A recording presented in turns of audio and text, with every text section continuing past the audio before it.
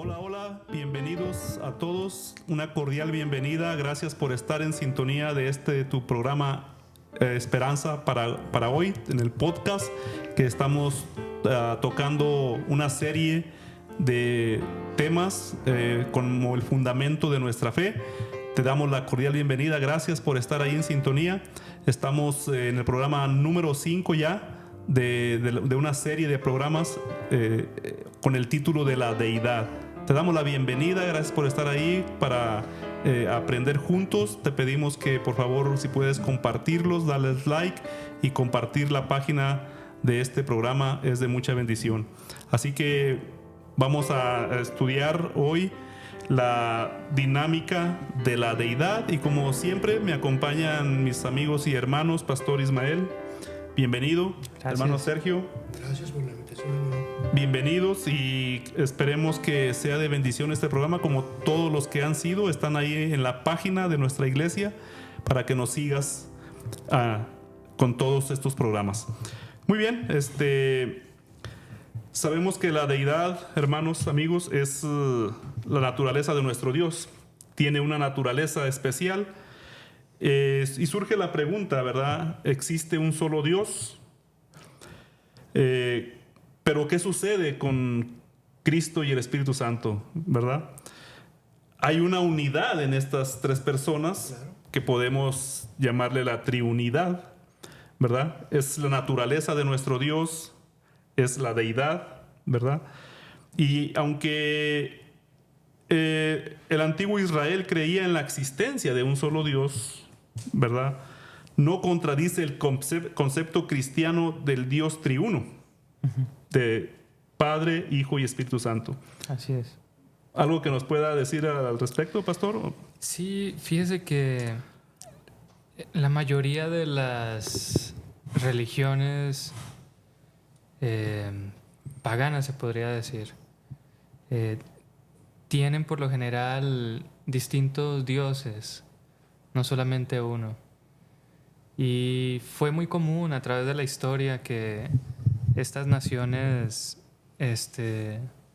adoraran a diferentes entidades, ¿no? Ahora, cuando llegamos al cristianismo, aprendemos que Dios es uno, pero que este Dios son tres personas al mismo tiempo. Es algo así como 1 más 1 más 1 es igual a 1. Sí. En la matemática humana como que no funciona, ¿no? Pero pues vamos a estar aprendiendo de cómo funciona esta unidad de estas tres personas en un solo Dios. Sí. Y vemos desde el Antiguo Testamento, ¿verdad? También cómo la naturaleza de Dios ahí también se especifica. La triunidad. Sí. El Nuevo Testamento coloca el mismo énfasis en la unidad de Dios, ¿verdad? Quiero leer para ustedes Isaías 42:1 en el Antiguo Testamento. Dice: He aquí mi siervo, yo lo sostendré, mi escogido, en quien mi alma tiene contentamiento. He puesto sobre él mi espíritu. Él traerá justicia a las naciones. Vemos como ahí ya se está empleando, ¿verdad? Está hablando el Padre acerca de su escogido, que traerá justicia a las naciones y que va a poner en él el Espíritu Santo. Amén. En el Antiguo Testamento lo vemos. Sí, también vemos casi al principio de la Biblia, en Génesis, esta frase cuando Dios tiene los planes de crear al ser humano y habla en plural, dice: hagamos al hombre a nuestra imagen. Eso está registrado allí en Génesis 1:26. Él pudo haber dicho: voy a hacer el hombre a mi imagen, pero dice: hagamos. Entonces era como una conversación de él con otros más, ¿no? Y eso nos da a entender que pues Dios estaba teniendo una conversación entre esas tres personas, ¿no? Que es la Trinidad. De hecho, se usa la palabra Elohim, ¿verdad? Que significa plural, ¿verdad? Así es. En el original. Sí, porque el singular sería él. Pero al usar Elohim es plural. Plural, se refiere a más de uno. ¿Hermano Sergio? Sí, pues podemos ver que estamos hablando acerca de cómo en el antiguo Israel se decía que había un solo Dios, ¿no? Podemos leer nosotros en el Evangelio de San Juan, en el capítulo 17 y en el verso 3, hay algo interesante. Yo les hago una pregunta. ¿Cristo es Dios? Claro que sí. Mire lo que dice este texto. Y esta es la vida eterna, que te conozcan a ti, el único Dios verdadero, y a Jesucristo, a quien has enviado. Entonces aquí vemos cómo el mismo Evangelio nos dice, ¿no?, acerca de que primeramente, ¿quién es el único Dios verdadero? O sea, habla aquí el Dios verdadero, quien es el Padre, ¿no? Pero también menciona a Jesucristo. Entonces aquí ya vemos dos personalidades, ¿no? Falta una. ¿Cuál es esa personalidad que falta? La del Espíritu. La del Espíritu, ¿no? Entonces, es interesante que poco a poco nosotros nos vayamos dando cuenta cómo Dios trabaja, ¿no? Dios trabaja de maneras que nuestra mente no alcanza a comprender muchas veces. Así es. ¿Sí? Pero en un momento dado el Espíritu nos va a revelar cómo es que Dios funciona, ¿no? Cómo es que Dios trabaja para poder nosotros entender este tema y poderlo compartir con otras personas para que les sea de provecho. Así es. Yo leí algo que me ayudó para entender más el concepto, ¿verdad?, de la Trinidad. Yo leí que ponían un ejemplo del sol, ¿verdad? El sol da luz y da calor, ¿verdad? El sol como el Padre, el calor como el Espíritu Santo y la luz como Jesucristo. O sea, si nos fijamos, en la misma naturaleza está diseñado parte de nuestro Dios, ¿verdad? En tres personas. Sí, yo escuché uno parecido con el agua. El agua. Y sus tres estados, ¿no? Líquido, sólido y gaseoso. Es uno solo, el agua es una sola, pero puede estar sólida, puede estar líquida y puede hacerse de vapor también, ¿no? Estado gaseoso, ¿no? Pero realmente es solo uno allí. Sí, en la misma naturaleza yo creo que también lo vemos, ¿verdad? Y como usted dijo, pastor, en el Génesis hay mucha prueba, se enseña mucho acerca de la pluralidad de Dios, porque dice en varias citas, como una de las que usted dijo, hagamos al hombre, he aquí el hombre es como uno de nosotros, Sí. Descendamos. Ahora pues descendamos. Palabras, ¿verdad?, En que plural, hablan en ¿no? plural, ¿no?, que se refieren a más de uno. Pero donde ya comienza a verse con más claridad estas tres personas es ya cuando viene Jesús, ¿cierto? Allí comenzamos a ver destellos un poco más claros sobre estas tres personas, ¿cierto? Y ahorita, como leyó la cita, hermano Sergio, del libro de Juan, vemos cómo ahí en ese evangelio revela que la deidad consiste en el Dios, el Padre, en el capítulo 3. Bueno, ya sería con más calma leer en casa, ¿verdad? Cómo se refiere a Dios el Hijo en el capítulo 4 del evangelio de Juan y a Dios el Espíritu Santo en el capítulo 5. Ahí mismo Juan presenta, ¿verdad?, el Dios triuno. En un capítulo le dedica a cada uno. En el capítulo 3 al Dios Padre, en el capítulo 4 al Hijo y en el capítulo 5 del Evangelio de Juan al Espíritu Santo. Así es. Y en el Nuevo Testamento, ¿verdad? Y sabemos que esta relación entre estas tres personas, que es un solo Dios, es una relación de amor, ¿no? Uno de los argumentos, fíjense, más fuertes que yo encuentro en lo personal para afirmar la creencia de que Dios es uno, pero son realmente tres personas, es que Dios es amor, ¿cierto? Y cuando uno afirma que Dios es amor, tiene que haber otros seres para que ese amor pueda expresarse. En otras palabras, Dios ha sido eterno desde siempre. Probablemente hubo un momento donde los ángeles no existían. Entonces, si Dios es amor, ¿sí?, Él tenía que haber amor ahí, ¿cierto? En esa unidad, en ese vínculo. Y por eso tienen que ser esas tres personas. Si Dios fuera solo una persona, entonces, ¿a dónde está el amor? Interesante. ¿Cierto? Es un argumento bastante poderoso, ¿cierto? Para aclarar esto. Sí, vemos cómo en esa relación de amor, cuando Jesucristo exclamó en la cruz, ¿verdad?, Padre, ¿por qué me has abandonado? Sí, Estaba expresando el sufrimiento producido por la separación de su padre que el pecado había causado. podríamos decir que la deidad estuvo en peligro allí. Claro, porque estaban las tres personas y ahora Jesús estaba siendo separado del Padre. Y llega un momento donde Jesús muere. Entonces, ¿cuántas personas tenemos? Aparentemente quedaron, Sí, entonces podríamos decir que hubo un momento bastante crítico allí en la deidad, ¿cierto? En Dios, ¿no? sí, Pero todo era un plan, ¿cierto? Y pues Jesús iba a resucitar al tercer día y pues el Dios iba pues a reinar, ¿no? Y la unidad se iba a mantener allí. Pero como usted dice, fue un momento muy crítico, tanto así que Jesús dijo, Dios mío, ¿por qué me has desamparado? Eran tan unidos, estaban tan cercanos, son tan cercanos, que este momento de separación era sumamente insoportable para Jesús, ¿no? Jesús. Hermano Sergio, ¿quería compartir algo?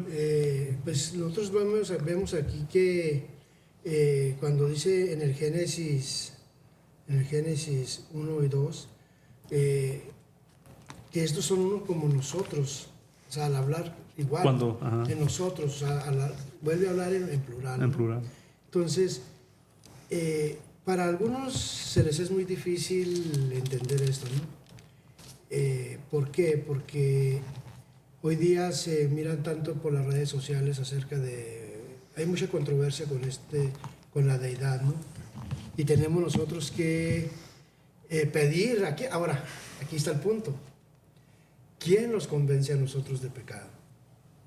Sí, son las tres personas obrando, ¿verdad? Exacto, Porque entonces, si cuando Jesús nos enseña el Padre Nuestro, ¿dónde está el Padre? en los cielos, El Padre siempre estaba en el cielo, ¿sí?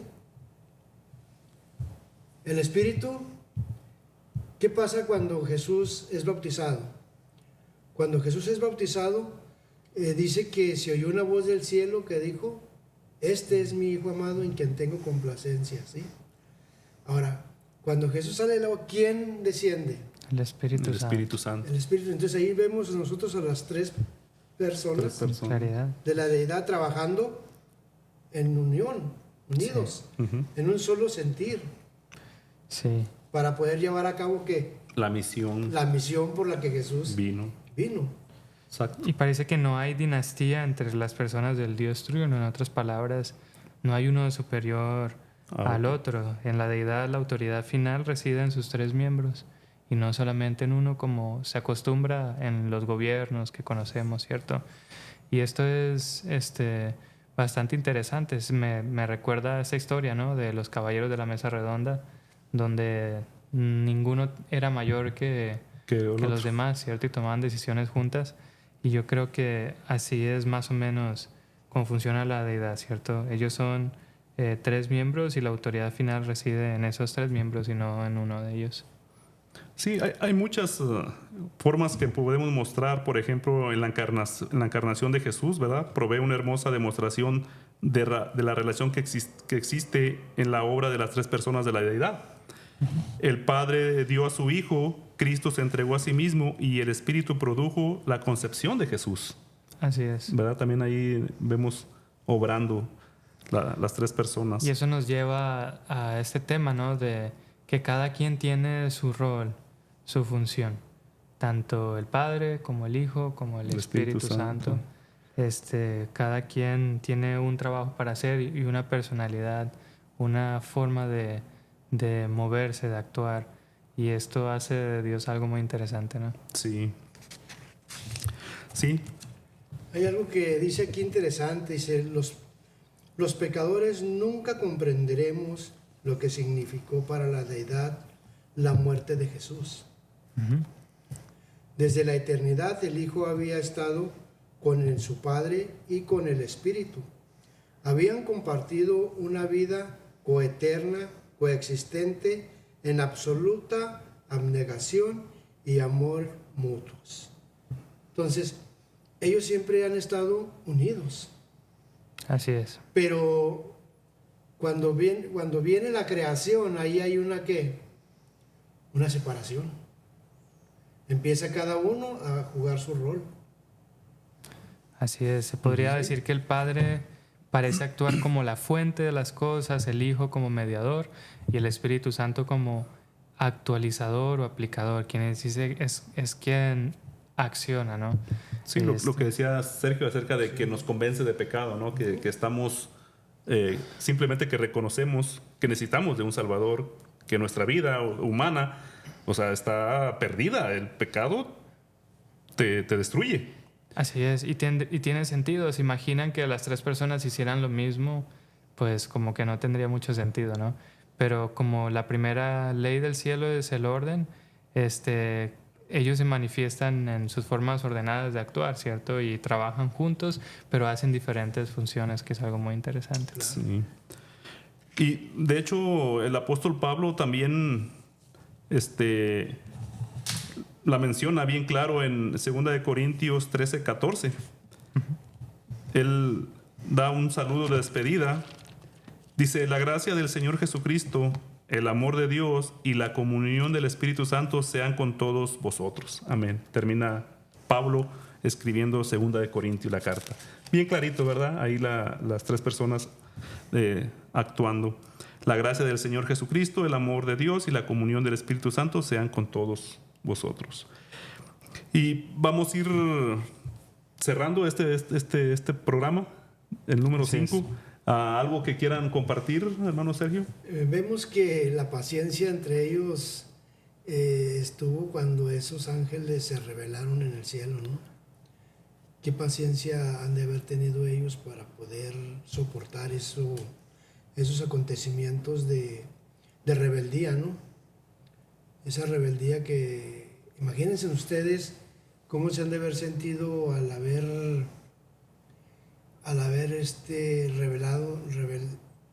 rebelarse ellos contra su creador. Y el mismo creador ver que por causa de qué fue que estamos en este conflicto hoy. Sí. Que el mismo Jesucristo tuvo que tomar la decisión de venir a este mundo a rescatarnos. Y lo interesante es cuando Él dice que es necesario, fíjese, después dice, ahora es necesario, le dice a los discípulos, ahora es necesario que yo me vaya para que venga el Consolador. Y luego se refiere a otro. A otro, ya no se refiere a él mismo. Ajá. Él no dice, me voy y vengo. Aunque Él dice que se va y estará siempre con nosotros hasta el fin del mundo.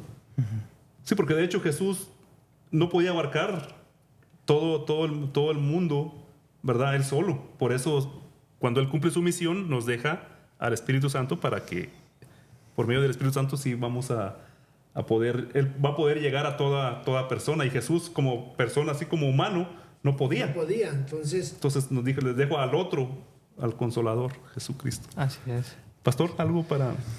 Sí, pues añadiendo al comentario de nuestro hermano Sergio, ¿no? Yo creo que nosotros, los humanos, al igual que los ángeles, estamos descubriendo a este Dios, ¿no?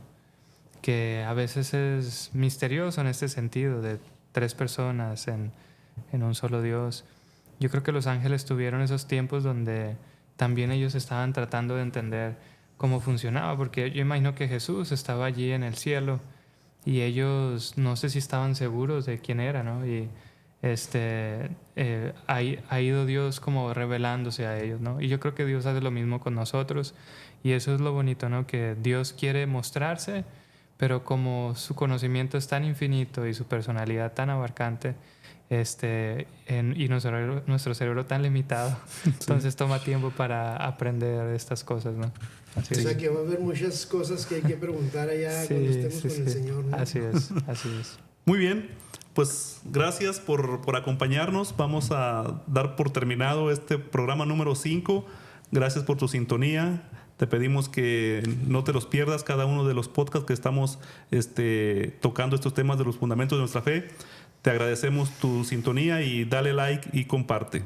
Gracias.